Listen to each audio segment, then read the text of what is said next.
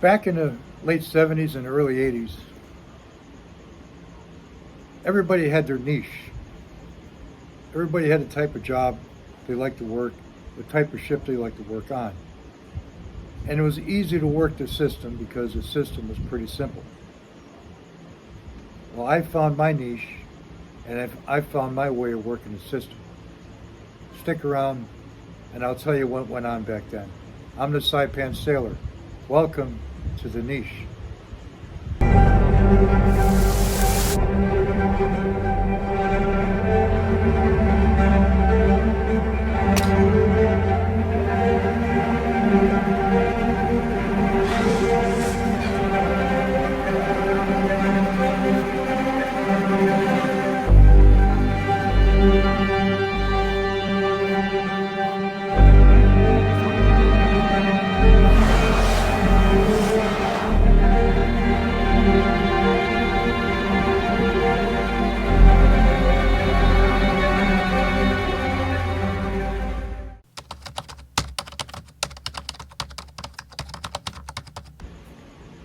I was in school in 1978.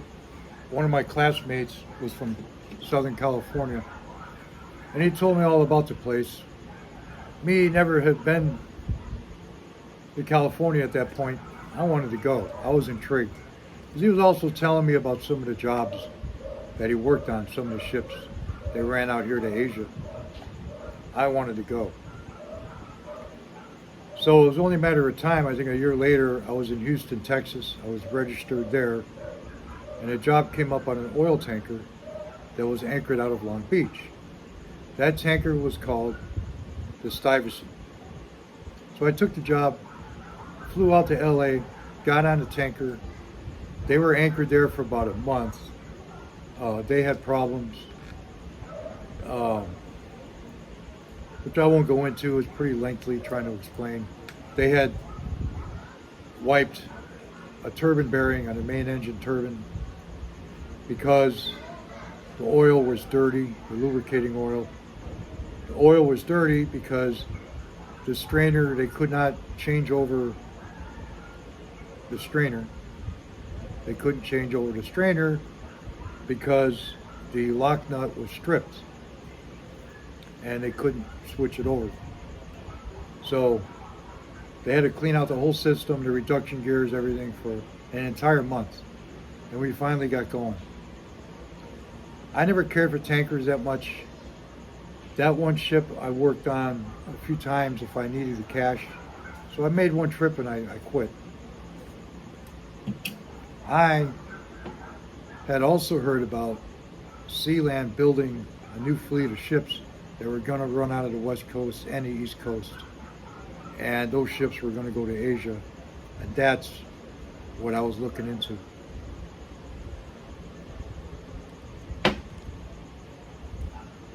Now I want to explain the West Coast. There were maybe 4 or 5 different areas that you can work in. They had the oil tankers. One company was bait tankers, which the Stuyvesant was one. They were big tankers. The Bay Ridge, the Brooklyn, the Manhattan, and probably a few others. There was also Maritime Overseas. I think I mentioned them a couple of times. I worked on a couple of their tankers, the Overseas Juno, the Overseas Chicago, and they had a whole bunch. They were pretty good at one time, that company.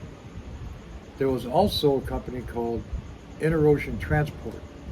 They had 2 really nice tankers called the Brooks Range and the Thompson Pass, which I had worked on both of those tankers. For a tanker, not bad. Now those tankers would go on the run they had. I called it the A&P run, Alaska to Panama. They would leave Long Beach. They would go to Valdez, Alaska. Yeah, Valdez. That's the place to Prince William Sound where the Exxon Valdez had created one of the big major tragedies of the 20th century. And that was all Congress needed really to bring about the drastic changes that they made to the industry. I'll go into that another time. Well, they would load up with oil at Valdez, and sail straight down to Panama to this little town called Puerto Amorelos. And then everybody would go up to the hotel on the hill. After they discharged in Panama, they would go to Long Beach and they would anchor out outside the harbor for crew change,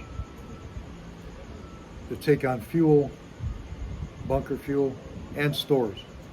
And they would give guys a day off. You get 24 hours off, with which they would call replacements, standbys. I'll get into that in a little bit, the standbys. Because the tankers paid more than anybody, and so they paid the standby work more. There were also the container ships, the D9s, which I preferred to sail on because the jobs were like easier than easy for me, and they were just so much fun. I mean, we ran to Asia. We went to Taiwan, Hong Kong, Japan, Korea. I loved it. There was the Crowley tugboats, tugs and barges. They had barges back in the early 80s that would fuel the tankers. Now, after the Exxon Valdez, they laid up all those tankers because a new rule was made, that a new law was passed that tankers had to have a double hull, and all those tankers had single hulls. Every one of them laid up. Well, there was also a company called OMI, which I talked about in my first series called Fire in the Yukon. And they had the OMI Columbia, and they had a bunch of other ships as well. I sailed on the Columbia. So there was that. There was Crawley Towing. They would always call tankermen standbys. You'd go out on a barge and work, and I never did that. There were guys that did it. They wanted to work in the towing industry. So good for them. And then there were the banana boats that went to South America. That fleet of ships was owned and operated by a company called Delta Prudential. And they carried passengers. They were passenger cruise ships as well. And they would sail down the coast of Mexico to Colombia, Peru, and probably even Chile. I never rode those ships. I never went near them. They kind of scared me. Now, there's a number of reasons why. First of all, the only job I was probably able to handle back then was an oiler. And it's not that those were old ships and it was really hot going down there, down to Latin America, but oiler jobs didn't pay that much. The other reason should be pretty obvious.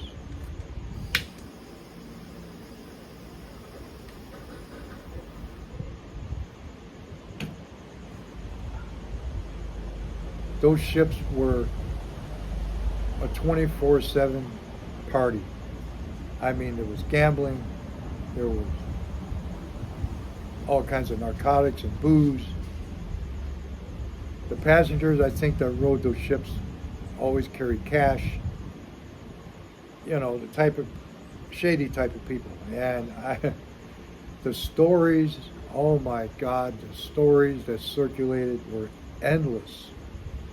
Now, among sailors, not every story is 100% true. But when you hear this many stories, and almost on a weekly basis, you know there's got to be a lot of truth to it. I would also read some stories in the Press Telegram. The Press Telegram was a newspaper based out of Los Angeles. I read that paper because it was the only paper that listed all the ships that were due in that week. I think it came out on a Sunday or Saturday. So I knew what ships were coming in and what day.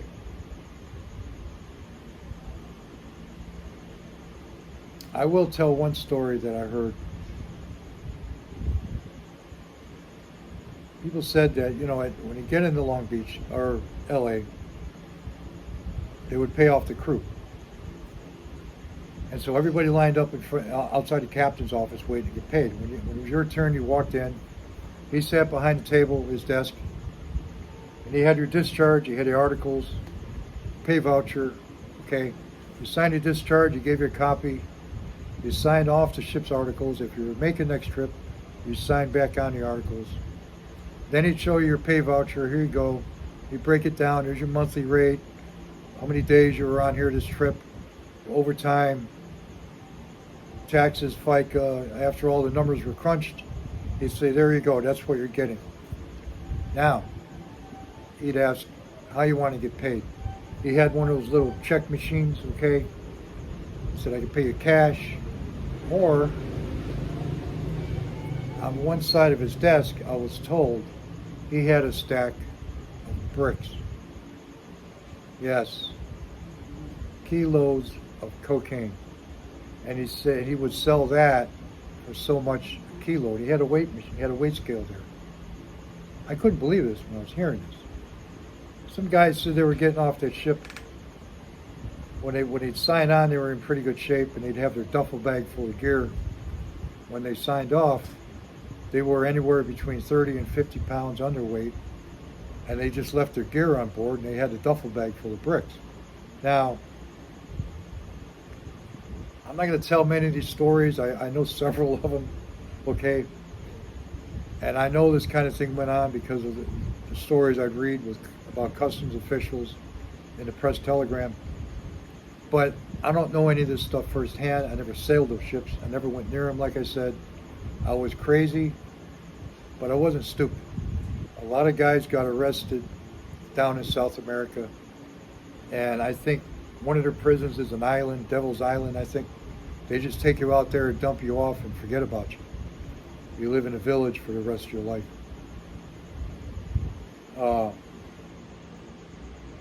Way too much going on there. Way too much. One fella I knew, his uncle had a limo, and he would always go down when those ships were coming in. He knew guys that were on there as crew members. One time he invited me. He says, hey, I'm going down to pick up one of the crew members. We're going to go out and party. You want to come with us? We're going to take my uncle's limo. And I told him no. I said, there's jobs coming in. No thanks. I'm glad I didn't. Those type of parties don't always end well. So you had those ships. And they were called standbys for those passenger ships. They were called stores and baggage. The guys that worked the 1 day, 2 day standbys would help to take on stores, take the dirty linen off and whatever garbage, and they would help the passengers embark and disembark. And when the dispatcher was calling those jobs, he always said with a smirk, he'd say, listen up now, no taking tips, no accepting tips, and no fraternizing with the passengers. And everybody would laugh. I mean, come on. They're cruise ships. Anything goes. And back in 1982, 83, 84, it was on. That's all I can tell you. Now me, like I said, I like to ride the D9s because it was easy, it was fun, and I was lazy. That was my niche.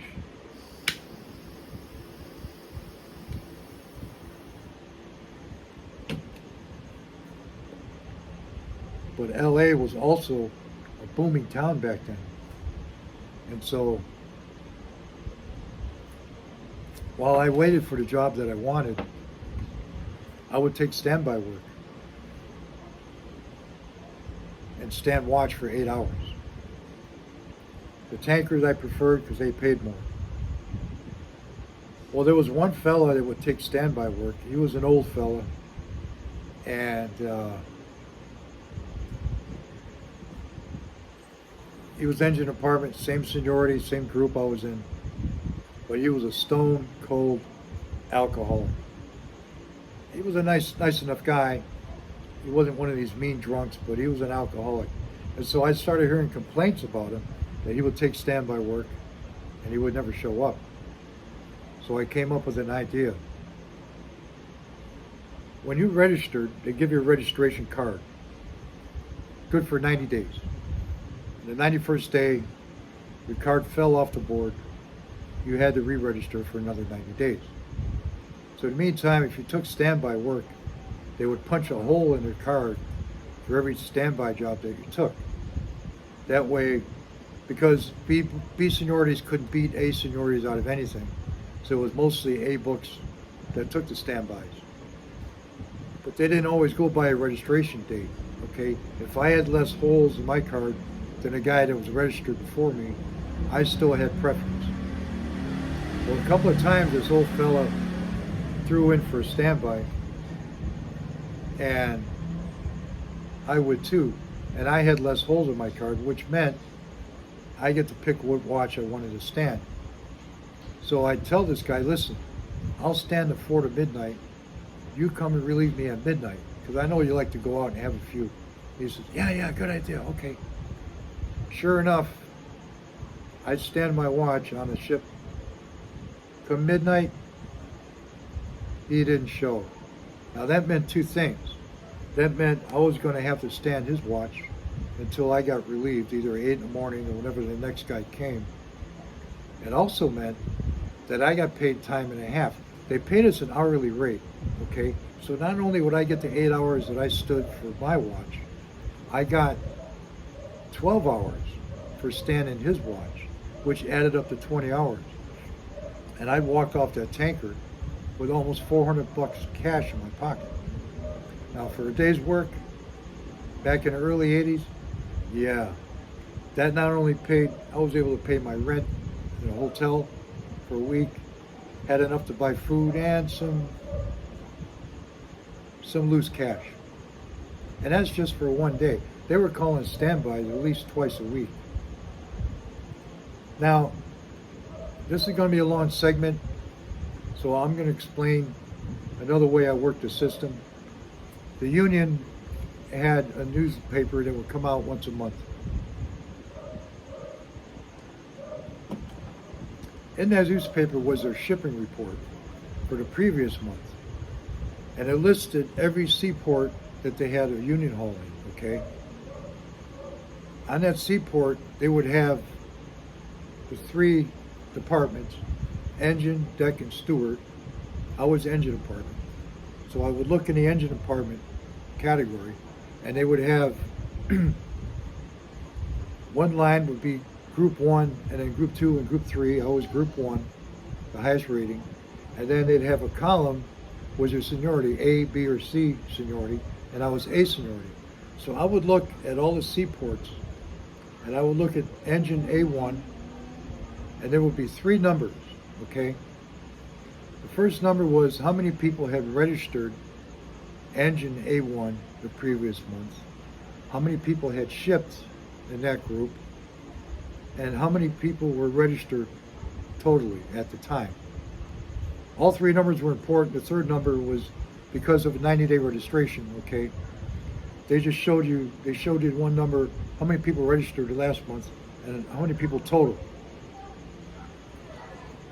The idea of the game was to find a port that had those numbers that fell within a certain parameter, that were closer together. They had a less of a difference between each other. And I found that Wilmington was that port. And that was because most of the people that shipped out of there were locals. And during the 80s, they only had 2 job calls a day, 10 o'clock in the morning and 2 o'clock in the afternoon. So the locals can show up at 10, go home, have lunch at home, and then come back at 2. There was nothing at 2. They were done for the day. They could go home. The guys like me that were from somewhere else, we hang that hole out all day, every day. But you see, let's say for example, 15 guys registered the previous month and they shipped 10.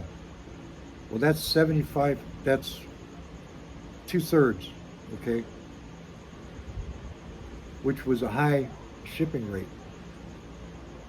And the number of guys registered might have been 20 or 25. That meant those other 10 guys, they weren't working. Maybe they just got off a ship or something, but they weren't hanging around. So that meant I didn't have much competition. And I was almost always on top of the list by the time my job came around. So I hope you're following me. If you've been around as long as I have, and shipped out of the same, ran in the same circles there, then you'd know a lot of what I'm talking about. But I'll tell you something, I know for most people that aren't familiar with maritime industry, it's probably boring you to death, okay? But I appreciate if you subscribe anyway. But a lot of what I'm telling you on my videos, the industry today does not want you to know. I know the unions are culling their membership. Everything has changed so drastically, it's almost the complete opposite of what it was in my day. And I'll go on and tell you some more stories. I didn't get them all in a segment because this is going to run over 20 minutes. But I appreciate you hanging with me. Please subscribe, give me a like or a dislike. If you got anything to say about any of the ships and the jobs I talked about, leave me a comment below if you would. And share it, okay? Share, share, share. Oh, and ring the bell too if you want to get notified of my next video. I'm the Saipan Sailor, folks. Clear skies and calm seas. I'm going to call this one a night.